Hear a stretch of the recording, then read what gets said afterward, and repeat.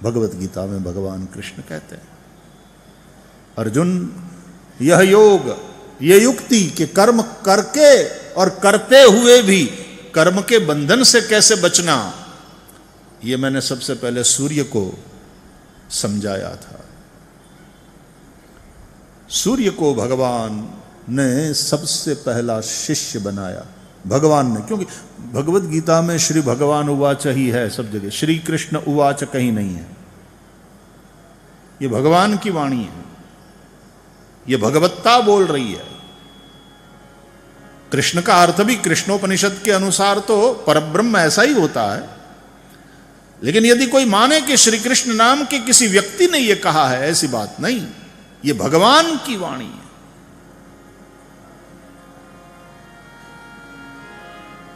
तो भगवान कहते हैं सबसे पहले ये उपदेश मैंने सूर्य को, तो सूर्य सबसे पहले शिष्य हैं, क्योंकि कुछ क्वालिटीज है सूर्य में ऐसी, वही वाली बात, no expectation, no vacation and no discrimination, ये वाली जो 3 क्वालिटी है सूर्य में। तो सूर्य नारायण जो भी करते हैं विदाउट एनी एक्सपेक्टेशन कर रहे हैं कि नहीं? तुम लोटा पानी चढ़ाओ, रोज नमन करो, अर्घदान करो, ऐसी कोई अपेक्षा सूर्य नारायण हमसे करते हैं क्या? कि कल से लोटा जल नहीं चढ़ाया, मुझे नमन नहीं किया तो कल तुझे प्रकाश नहीं मिलेगा, तेरे घर में रोशनी नहीं आएगी। नो, कोई एक्सपेक्टेशन नहीं और कोई डिस्क्रिमिनेशन नहीं है, कोई भेद नहीं, ज्ञानी अज्ञानी, यहां वाले वहां वाले, इस धर्म वाले उस धर्म वाले, सूर्य नारायण कोई भेद नहीं करते। किसी का वो आफताब है और किसी का वो सूर्य है, कोई देव मानता है और कोई केवल एक गैस का गोला समझता है उसको। विदाउट एनी डिस्क्रिमिनेशन, यानी बिना किसी भेदभाव के सूर्य नारायण सब पर कृपा करते हैं, सबको जीवन देते हैं। इसलिए हमारे वेदों ने सूर्य नारायण को विश्व की आत्मा बताया गया। सूर्य आत्मा जगतस्तस्थुखश्च, सूर्य है तो जीवन है। एंड नो वेकेशन, कर्मठता देखो। हम मई की छुट्टी में चले आते हैं यहां, सूर्य नारायण छुट्टी मनाने जाएं कि 1 महीना हम छुट्टी लेते हैं, पृथ्वी पर जितने जीव है सबकी छुट्टी हो जाएगी यदि सूर्य नारायण छुट्टी पर चले गए। नो वेकेशन, अविरल अविरत कर्मयोग। तो श्री भगवान वाच, कृष्ण को व्यक्ति के रूप में, एक उत्तम यादव के रूप में देख रहे अर्जुन को उस वक्त कृष्ण की यह बात सुन करके प्रश्न मन में उठा, वेट अ मिनट, क्या है? मैं और आप तो अभी के हैं और सूर्य तो बहुत परापूर्व से है। आप कब गए थे सूर्य को उपदेश करने? कहते वो सृष्टि की आदि में ये ज्ञान सबसे पहले मैंने सूर्य को बताया था। अर्जुन सखा भी है ना, तो गीता में तो ऐसा संवाद नहीं है, लेकिन सखा के रूप में यदि देखा जाए और थोड़ा लाइटर वे में कहें तो कमोन यार, धाप मारने में भी थोड़ा तो मर्यादा रखो। हमारे हम कहे ना, बोला थोड़ा व्याज भी रखो। इतनी ऊंची ऊंची हाँकते हो। गीता में तो अर्जुन जी ने कहा है कि मैं और आप तो अभी के हैं और सूर्य तो बहुत पहले से। आप सृष्टि के आरंभ में सूर्य को ये कब कहने गए थे? तो श्री कृष्ण मुस्कुराए, बोले बहुनी में व्यतीतानि जन्मानि तव च अर्जुन तान्यहम वेद सर्वाणि न त्वं वेत्थ परन्तप। तेरे और मेरे अनेक जन्म बीत चुके हैं, उन सभी जन्मों को मैं जानता हूं, तू नहीं जानता, तू भूल गया। विस्मृति। श्रीमद् भागवत के प्रथमा स्कंद के प्रथमाध्याय के प्रथम श्लोक में ही जो परम सत्य की ध्यान की बात कही गई है, उसमें कहा गया अभिज्ञ स्वराट जन्माद्यस्य यतोन्वयादितरतश्चार्थेष्वभिघ्न स्वराट च अर्थेषु अभिघ्न स्वराट। वे परमात्मा सर्वज्ञ है। परमात्मा में संपूर्ण ज्ञान संपूर्ण समय में होता है। रुको रुको रुको, मैं भूल गया, ये वाली बात नहीं। मुझे याद तो था लेकिन पता नहीं, अभी इन दिनों थोड़ी विस्मृति हो रही है। अपने उम्र के हिसाब से हो जाती है विस्मृति। भगवान वो है जिसमें विस्मृति वाली बात नहीं। संपूर्ण ज्ञान संपूर्ण समय में होता है। तान्यहम वेद सर्वाणि न त्वं वेत्थ परन्तप। आप लोगों में से कितने लोगों ने पूज्य स्वामी धर्मानंद जी महाराज का दर्शन किया होगा पता नहीं, लेकिन श्रीमद् भागवत पर बहुत अच्छा बोलते थे ना स्वामी जी, भगवत गीता पर। मैं जब पहली बार यहां परमार्थ में आया, मुझे स्मरण है गंगोत्री की कथा पूर्ण करके सन 90 मैं यहां आया, और उससे पूर्व हम स्वामी जी के साथ अमेरिका में मिले थे। तो जब पहली बार मैं यहाँ आया, स्वामी धर्मानंद जी महाराज जब थे यहीं पर, तब वे आ गए थे मुझे आशीर्वाद देने, और वहाँ मंदिर वाले चौक में ही बैठे थे शायद, वहाँ धर्म सभा या थी। तो भगवत गीता पर बहुत अच्छा प्रवचन करते थे। तेरे मेरे अनेक जन्म बीत चुके हैं, मैं उन सबको जानता हूं। न त्वं वेत्थ परन्तप। हे परन्तप। परन्तप संबोधन उतारी पाड़वानी बात नहीं है। हे परन्तप। नहीं तो अब बहने भाई खबर कहीं पड़े नहीं डोट डायो हूं कोई हां बड़, ऐसी बात नहीं। संबोधन कहां कौन सा? भगवत गीता में जो संबोधन है उन संबोधनों का भी एक मनोविज्ञान है, उसमें भी एक मानस शास्त्र है कि यहां परंतप क्यों कहा, यहां वार्ष्णेय क्यों कहा श्री कृष्ण को, यहां अर्जुन को पार्थ कह करके क्यों संबोधित किया, या तो यहां पर कौन्तेय क्यों कहा है, कौन्तेय प्रतिजानीहि न मे भक्तः प्रणश्यति। न त्वं वेत्थ परन्तप। तू नहीं जानता। तो फिर धीरे धीरे धीरे भगवान बोल रहे हैं और अपने आप को अर्जुन के सामने खोल रहे हैं, क्योंकि भक्तोसी में सखा चेती रहस्यम हे तदुत्तमम। तो मेरा भक्त है, मेरा सखा है, मेरा अपना है, my beloved, I love you. इसलिए परम रहस्यमय जो सबको नहीं दिया जाता वो तुझे दे रहा हूं, वो तुझे कह रहा हूं। रहस्यम हे तदुत्तमम, क्योंकि तू मेरा अपना है, और जहां अपनापन है वहां क्या पर्दा।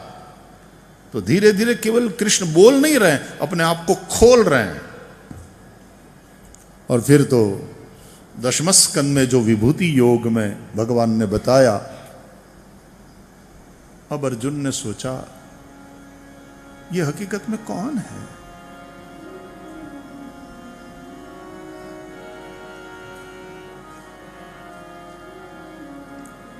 कहा मुझे अपना वो विराट रूप बताओ।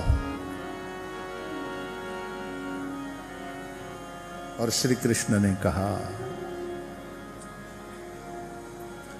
योगियों को भी दुर्लभ है। तू देखना चाहता है, मेरे रूप को तो तू अपने इन चर्म चक्षुओं से देख रहा है, लेकिन मेरे स्वरूप का दर्शन इन चर्म चक्षुओं से न कर पाएगा। इसलिए दिव्यम ददामि ते चक्षुः, तुझे मैं दिव्य चक्षु का दान करता हूं। वो दिव्य चक्षु का दान भी श्री कृष्ण करते हैं और फिर कृपा पूर्वक अपने आप को यानी अपने स्वरूप को प्रकट करते हैं। और अर्जुन जी तब जान पाए कि ओ ये तो ये है। भगवान कहते हैं, अब जानन्ति माम मूढ़ा मान, मैं जब मनुष्य रूप बना करके आता हूं तो मूढ़ लोग मुझे नहीं जान पाते। जिनके साथ रहे श्री कृष्ण, जिनके मध्य में रहे, जिनके जिस परिवार के जिस वंश के होकर के रहे, उन यदुवंशियों ने भी श्री कृष्ण को नहीं पहचाना। औरों की छोड़ो, वसुदेव और देवकी ने भी। वो तो भागवत के अनुसार जब कुरुक्षेत्र में सूर्य ग्रहण पर यात्रा के लिए गए, सभी यादव, वसुदेव, देवकी, श्री कृष्ण, सब लोग गए। अनेक राजा महाराजा वहां यात्रा पे, जैसे कुंभ लगता है ना अपना, तो कुरुक्षेत्र में सूर्य ग्रहण में बहुत बड़ा मेला लगा था। उस वक्त वहां नंद यशोदा गोप गोपी भी पहुंचे थे। तो वहां पर वसुदेव जी ने बहुत बड़ा यज्ञ का आयोजन किया, बहुत बड़े यज्ञ का आयोजन किया। और उस यज्ञ में पधारे हुए ब्राह्मणों ने, ऋषियों ने, क्योंकि वसुदेव जी ने आयोजन किया है तो वसुदेव जी के पुत्र वासुदेव, कृष्ण तो वहां होंगे ही, लेकिन श्री कृष्ण को देख करके बोले जा रहे मंत्र और मुग्ध भाव से श्री कृष्ण का दर्शन कर रहे हैं। कृष्ण को देखते हैं और ऋषियों के हाथ यूं हो जाते हैं। वसुदेव जी ने सोचा कि भाई हम तो यजमान हैं, इन ऋषियों ने तो यूं हाथ करके आशीर्वाद देना चाहिए हम लोगों को, पता नहीं मेरे बेटे को देखते हैं तो यूं हाथ हो जाते हैं सबके।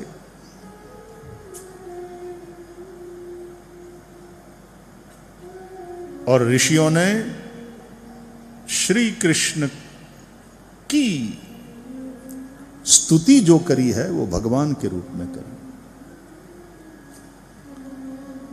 तो वसुदेव जी सुनते रह गए। बाद में वसुदेव जी ने एकांत में अपनी पत्नी देवकी से कहा, देवकी, ये ऋषि मुनि तो अपने बेटे श्री कृष्ण को भगवान बोलते हैं।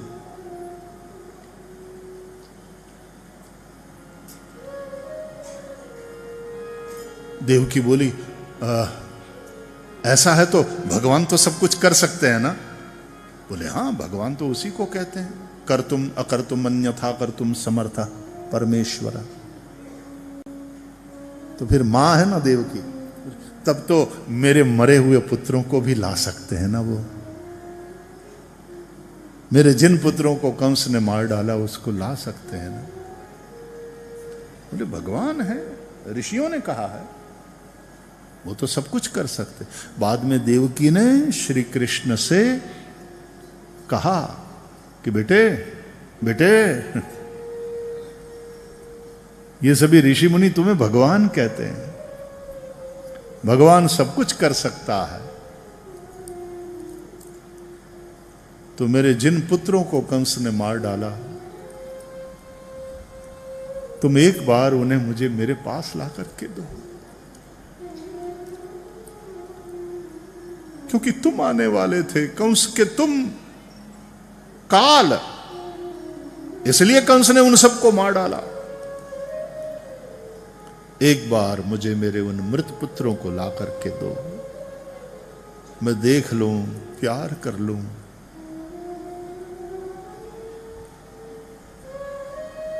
मां देवकी ने जब ऐसा मांगा तो भागवत में कथा है कि श्री कृष्ण ने तब देवकी के मृत पुत्रों को ला करके मां को सौंपा।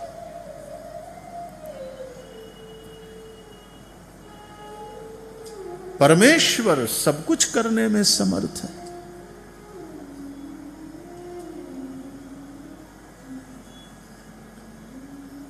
लिखा है देवकी ने सभी पुत्रों को बहुत प्यार किया, दुलार दिया, अपना दूध पिलाया। ऐसा अब इसका तात्पर्य आप समझो। श्री कृष्ण से पहले देवकी का दूध और किसी ने नहीं पिया, क्योंकि और किसी ने यदि देवकी मां के थन से दूध पिया होता तो वो दूध उच्छिष्ट कहलाता। उच्छिष्ट का भगवान को भोग नहीं लगता। सबसे पहले देवकी का दूध पिया श्री कृष्ण ने, और इसलिए श्री कृष्ण के पीने के बाद जो प्रसाद रूप दूध है, अब वो इन 6 मृत पुत्रों को लाकर के जब दिया भगवान ने और उन पुत्रों को पिलाया देवकी ने, ये प्रसाद रूप है। उन 6 की सद्गति हो गई।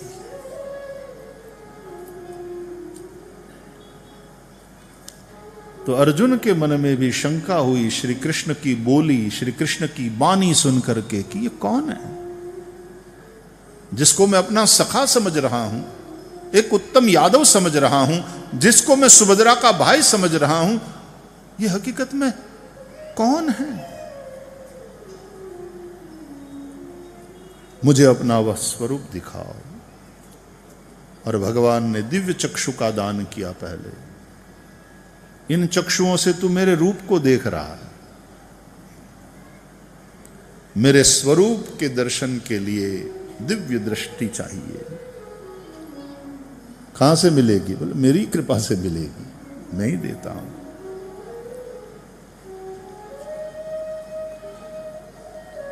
यही बात है। पहले जो गुरु दिखता है और हम शिष्य रूप से समर्पित होते हैं, शिष्यस्ते हम शाधिमाम त्वाम प्रपन्नम, और फिर सदगुरु ही ऐसी दृष्टि देता है।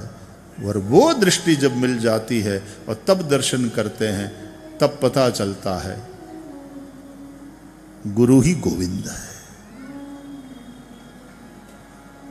गुरु गोविंद में भेद नहीं।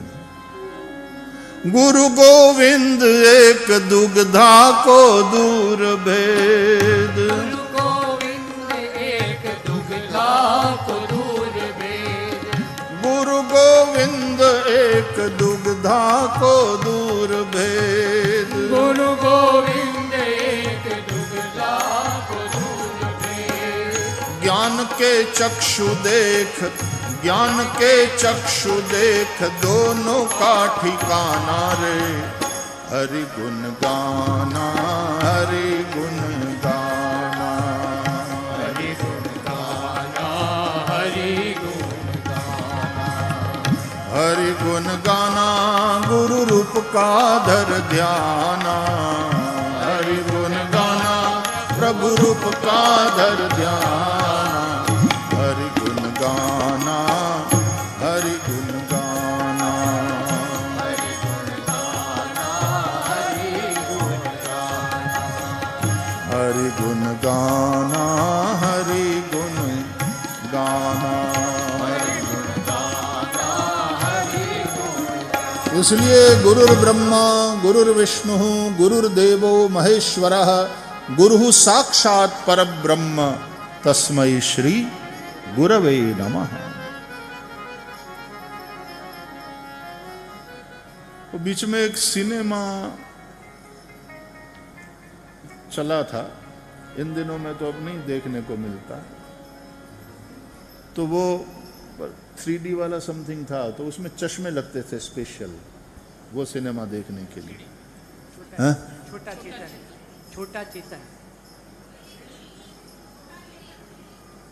छोटा चेतन, चेतन, वो वाली फिल्म थी, तो उसमें चश्मे लगाने पड़ते थे। तो चश्मा भी वो लोग ही देते थे ना, थिएटर वाले, बस उसी तरह भगवान ही दिव्य चक्षु का दान देते हैं और फिर कहते हैं अब देख, अब मेरे स्वरूप को देख।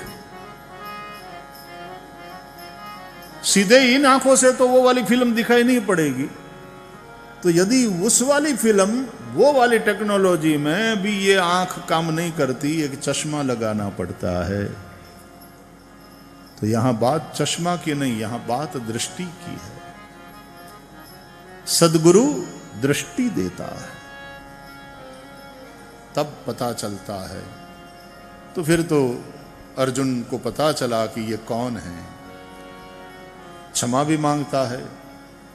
सखेति मत्वा प्रसभम यदुक्तम, हे कृष्ण हे यादव हे सखेति, अजानता महिमानं तवेदम मया प्रमादात् प्रणयेन वापि।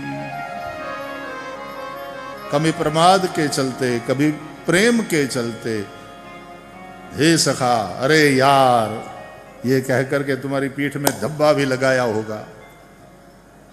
जो भी मेरे से अविवेक हुआ है, उस सब प्रकार के अविवेक के लिए मैं क्षमा प्रार्थी हूं।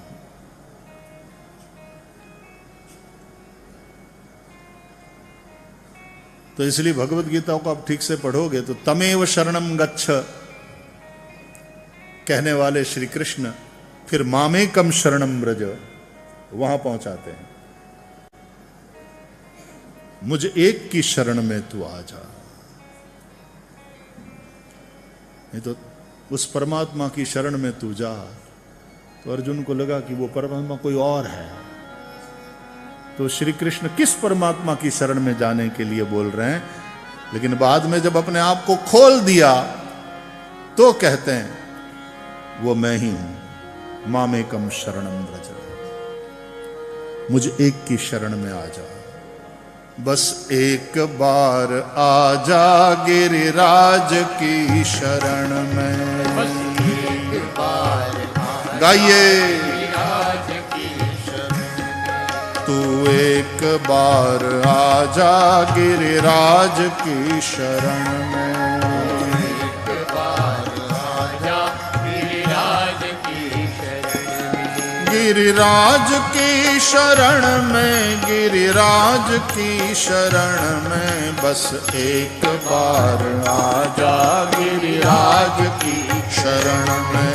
बस एक बार आ जा गिरिराज की शरण में। तू एक बार आ जा गिरिराज की शरण में। तू एक बार आ जा गिरिराज की शरण में।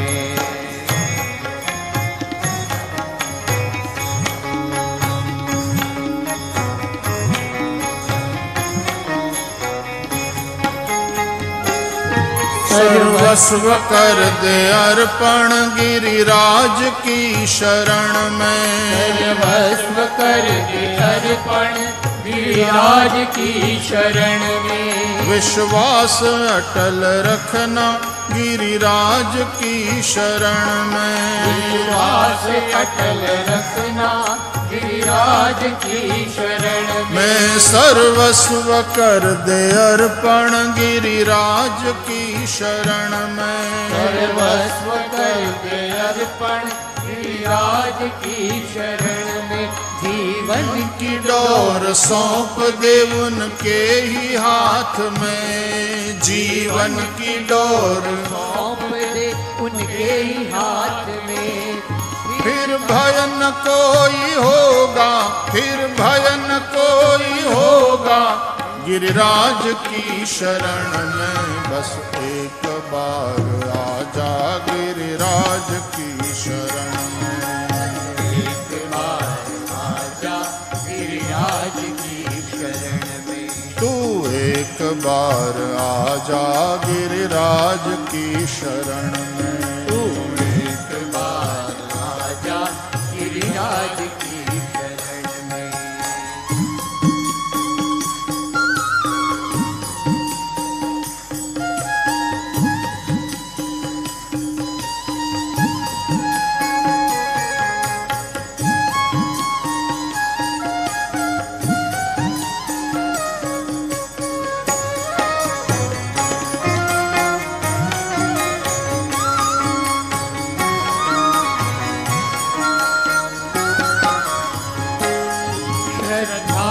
सिर झुका कर गिरिराज की शरण में, श्रद्धा से सिर झुकाकर गिरिराज की शरण में, मैं श्रद्धा से सिर झुका कर गिरिराज की शरण में, श्रद्धा से सिर झुकाकर गिरिराज की शरण में, विश्वास अटल रखना गिरिराज की शरण में, विश्वास अटल रखना गिरिराज की शरण में, मैं विश्वास अटल रखना गिरिराज की शरण में, विश्वास अटल रखना गिरिराज की शरण में, निर्मल हृदय रहेगा, निर्मल हृदय रहेगा गिरिराज की शरण में, बस एक बार